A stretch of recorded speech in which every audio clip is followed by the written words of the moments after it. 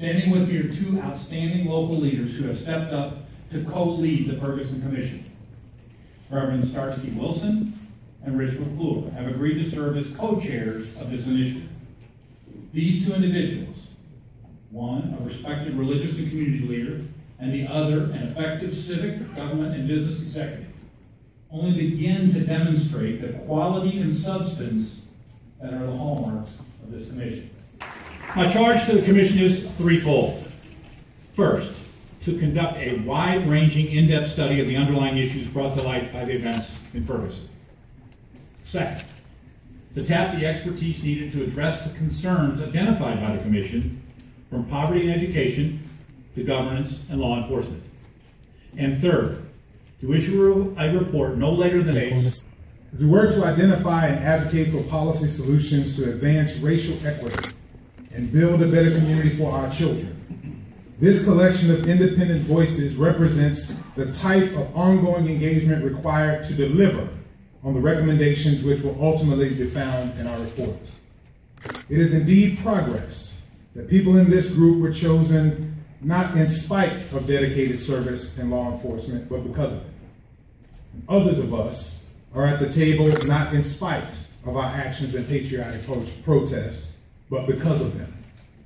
Inasmuch as our voices are independent, our future is interdependent. So we will listen and learn from one another. You don't have to see eye to walk arm in arm. And we've had too much of you and them, and not enough of we and us, and together. We are a diverse and qualified commission, and I'm honored to be a member because we're going to listen respectfully and collaboratively and thoughtfully to each other and to our community. Let us heal the divisions exposed by the death of Michael Brown, and use this defining moment as the moment we begin to walk a different path. We cannot walk alone. Government cannot walk alone. Communities of faith cannot walk alone. Our schools and businesses cannot walk alone. Law enforcement and activists cannot walk alone. Let us walk together in strength and solidarity for a brighter future for all of us. Thank you, and God bless.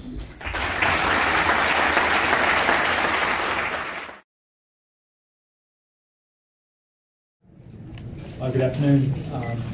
I'll be glad to take any questions. Sir, what do you think it is that has black people so angry?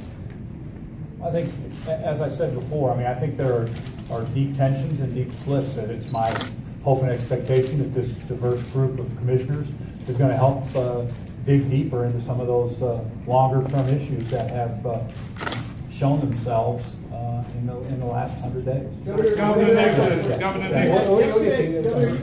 I promise him next, and you'll come back. Very impressive group in that today. I want to ask you questions about the short term. One is, what's your message to those in the community who will be unhappy with whatever the jury decides? What's your message about how they should absorb the decision and decide to send you to say something? And second, give you a second question, a second chance to answer the question. Does the buck stop with you in handling this crisis? Well, first of all, we are saying to everyone that the dual pillars we have is speech and safety are out there, and that people should hopefully be peaceful. We're working extremely hard to make sure that there are a broad range of opportunities for people to speak, regardless of their positions on these issues, and we feel strongly that those opportunities can be played out in the next few days, or next few weeks, or whatever the time frame is. Now, as far as the buck, your governor, the buck always stops with me. But it's important to note this is a team effort, and we've got a very strong team in place, working around the clock to make sure we are prepared to keep people safe and protect constitutional rights, no matter what the grand jury decides or ultimately the Department of Justice. As governor, it's my responsibility to keep the people in Missouri safe, and that's a responsibility I take very seriously. But as I said before, it's a team effort, while I signed the orders at the top, it's important that especially the folks out on the front lines, embrace the training they've had over the last 100 days as well as in their careers, so that they can be actively involved in keeping the peace and the lives of folks. Yes, sir. We've got plenty of time. We've got plenty of time. Yes, sir. I'm going to follow up with that Yeah. question. You Yeah. had a little trouble answering that yesterday about whether the buck stops with you. What's your hesitation? I mean, immediately after signing an executive order calling up the assets of the state, quite frankly, I thought it was relatively obvious the answer there. Clearly, when you're governor of the state of Missouri, have a broad range of experiences that I think melded together have a real opportunity to tackle tough questions that have not been dealt with effectively. Obviously, we would be where we are today. Yes, ma'am. Governor, two questions, sir. One is that people are criticizing you for calling in the National Guard so early before we actually have what is considered in their eyes an emergency. So it was a state of emergency before an actual emergency. What do you say to those people, sir? And what teeth does a commission have to actually make changes along the way? Well, two things. First of all, I have called the Guard up before, prior to the date that's on National Disaster. I called the Guard out for a huge snowstorm. It was sunnier outside than we see. So but I think really, as part of our ongoing efforts to prepare for any contingencies, it's necessary to have the resources in place in advance of any announcement of the grand jury's decision, which the prosecutors indicated will happen sometime in the second half of this month. We are now in the second half of this month. We want an orderly preparation here, and I think that having those folks in that place and ramping up now is the best way to do it. Your second question was? Sir, what teeth will the commission have to make some changes along the way, and what do you see those changes to be, sir? Well, I think they're very empowered. I think they're independent. I think they're committed, and I think they are led by 16 leaders. I also was heartened by the number of policymakers that were with us today. Almost 24 legislators, a number of other elected officials here.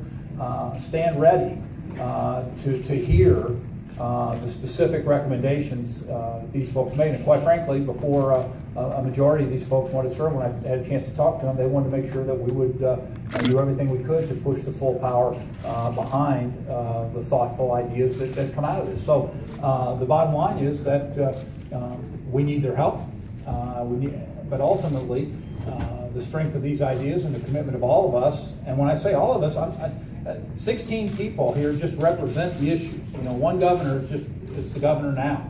Ultimately, these are issues that run deep in our community. They run deep in this country. And if we are to get to those, it's going to take some independent voices like these folks of good faith and goodwill that are willing to spend their time gnashing through those challenging issues. Yeah, yes, sir. Chief Jackson of the Ferguson Police Department the other day said that if there isn't an indictment of the officer Wilson, that he could come back to the police department. Do you think that's a good idea? I'm not going to comment on how individual police departments should be run, but no, I just that's not the issue. Yeah, a question about if the grand jury does not indict Officer Wilson, assuming there are good police on one side and protesters on another, how worried are you about all this chatter about radical groups that could come in here and they want to start a fight, they want to see bloodshed? Do you think this thing could reel out of control? Well, we're certainly concerned about folks that are not coming to speak, but instead are coming to instigate or cause harm to their fellow citizen or to the property.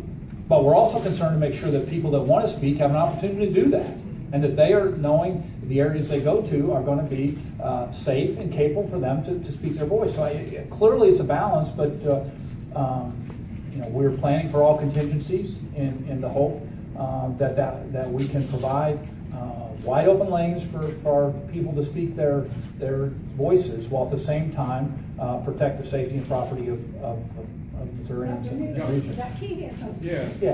With the whole world watching, why are you really preparing for war, and what are the rules of engagement for the use of deadly force? Well, I'm not preparing for war. I'm preparing for peace. The I'm preparing hysteria for order that and you're peace. creating.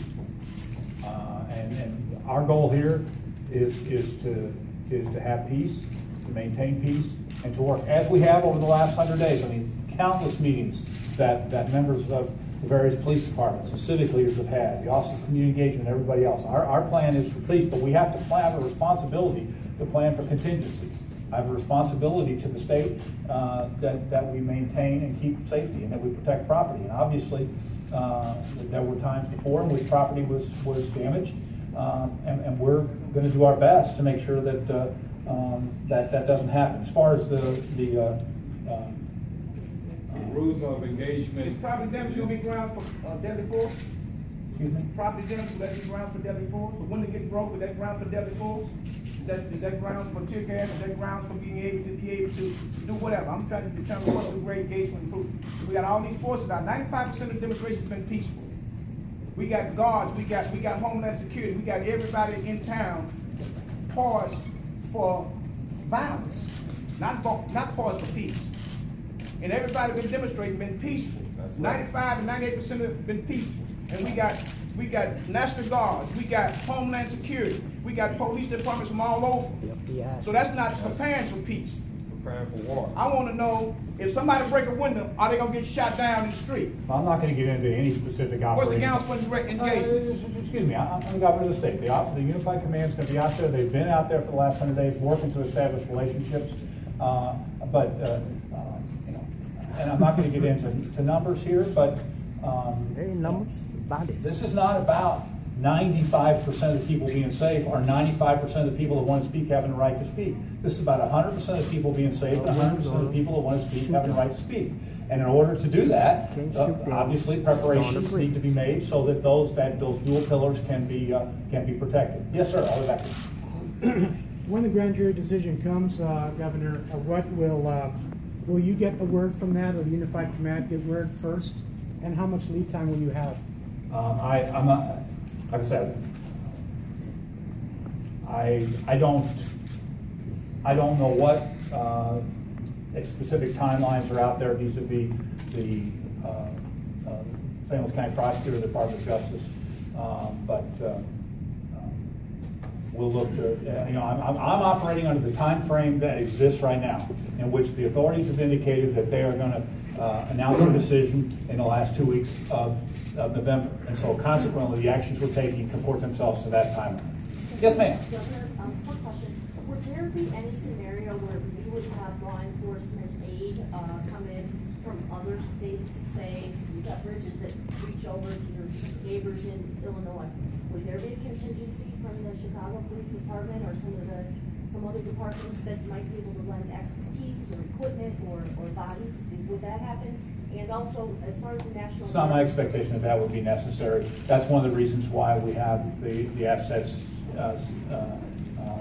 behind the lines to assist, if necessary, for additional force folks on the National Guard. Okay, as far as the National Guard, when can here be expected to see them, and what kind of numbers are you talking about? With the National Guard deploying? Yeah, I'm not going to get into operational, other than they are supportive of local law enforcement and will be operating through the highway patrol inside the Unified Command. Governor Nixon, what is your response to the KKK and the other vigilante groups' threats of violence against the peaceful protesters?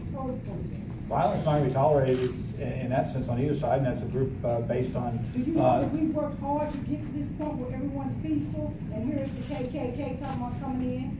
You can't control. Can you control them when you know who they are? KKK is a group that does not preach peace, does not preach equality, does not walk in the hands of equality and justice for the future. And while they have First Amendment rights, we will be prepared if they move beyond what are normal speech activities. Governor, Mayor Slade said yesterday that the default position for the police departments in St. Louis City will be to be out in normal patrol uniforms rather than the Jordan to riot gear first. What's your preference? Would you like to see that across the region? What do you think is the appropriate initial police posture across the region? Yeah, I mean, that's better answered by the leaders of the Unified Command, although we're all going to try to work. The principles of community policing are going to be on the forefront here. The principles of being out in the community by the officers is what they're going to try to do. They have been interacting with people that have been speaking on the streets and over the last 105 days, and I fully expect that the officers, as we move forward, will once again try to be as agile and as open as they possibly can. I think the training they've gotten over the last 100 days will assist in understanding constitutional rights even deeper and allow them to keep the peace while protecting the ability of folks to speak. Governor, how do you respond to the economic boycott that's been announced in the whole region and nationally? How would you respond to that? Based on your decision and the crisis it might cause. People are entitled to spend money when they want to spend money and not spend money when they don't want to spend money. I mean, if that's one way that people want to speak, then you know, they certainly have that right. Far be it from me to say that people should shop, and of all the well, that may be if some folks feel that's an appropriate, effective way to amplify their message. You know, then I think that that's a legitimate expression of their rights and appropriate. I'll take one bonus question. Fellow back in the Silk Yes, sir. Yes, thank you very much. It's got to be a really hard question. Okay, it's not. It's a very easy question. My name is Akbar Muhammad. I represent the Final Call newspaper, the only national black newspaper in America. And my question in your talking there, you said change. We have to make a change. I want to know a change from what to what. I mean, clearly we live in a society where there are existing inequalities. I mean, you don't have to go very far down graphs and numbers to see those. There are economic, there are educational challenges.